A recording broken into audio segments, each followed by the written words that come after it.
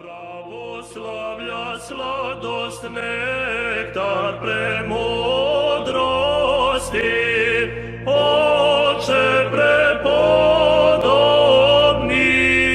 izlio si u srca vernik, kao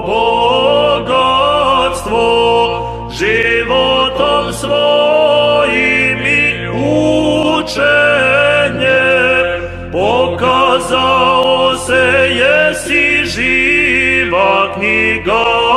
duha, Justine bogomudri, moli Hrista